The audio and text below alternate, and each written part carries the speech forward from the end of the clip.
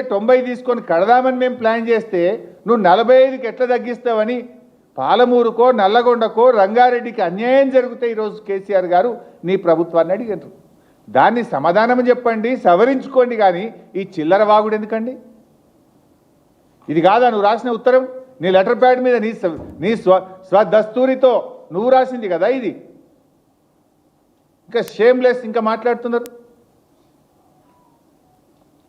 అసలు ఏమన్నా మాట్లాడే దాంట్లో ఒక అబద్ధాలు ఆడడానికి కూడా ఒక హద్దు పద్దు ఉంటుంది. పాలమూరులో 90% పనులు పూర్తయినాయి, మిగతా పనులు చేయండి అంటే యాడైనాయి అంటాడు. పోదామా మరి? డేట్ ఫిక్స్ చేయి, ఇద్దరం కలిసి పోదాంపా.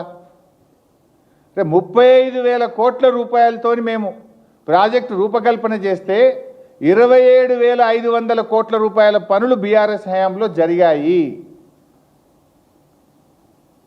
ఆ రోజు మీరే ఎన్నో కేసులు పెట్టి అడ్డంకులు పెట్టి భూసేకరణ జరగకుండా గ్రీన్ ట్రిబ్యునల్లో హైకోర్టులో కాళ్ళల కట్టెలు పెట్టిన వాటిని ఎప్పటికప్పుడు ఛేదించుకుంటూ బీఆర్ఎస్ ప్రభుత్వం అన్ని అనుమతులు సాధించింది.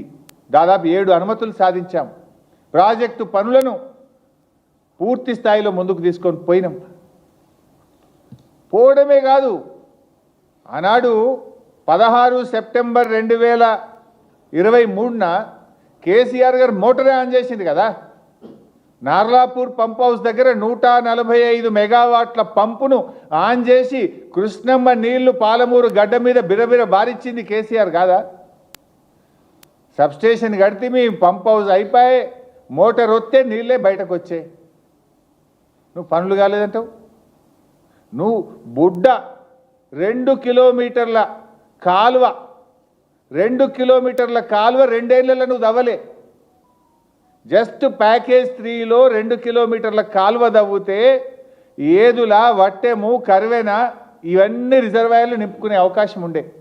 ఎందుకంటే అన్ని పంప్ హౌజులు పూర్తయినాయి. 2 TMCకి ట్విన్ టనల్ పూర్తయింది, రిజర్వాయర్ పూర్తయింది. మొదటి పంప్ హౌజ్ ఆన్ చేసి మొదటి రిజర్వాయర్ నార్లాపూర్లో నీళ్లు పోయించాం. ఇవాళ పోతే కూడా నార్లాపూర్ రిజర్వాయర్లో కేసీఆర్ గారు పాలమూరు రంగారెడ్డి ఎత్తిపోతల పథకంలో భాగంగా నిర్మించిన నార్లాపూర్లో 4 TMCల నీళ్ళు ఇవాళ కూడా ఉన్నాయి. పోయి చూద్దామా? వాళ్ళు దుంకుదాం. నీళ్ళు ఉంటే మునుగుతాం, నీళ్ళు లేకపోతే తేలుతాం. ఉన్నాయా లేవా నీళ్ళు నార్లాపూర్లా?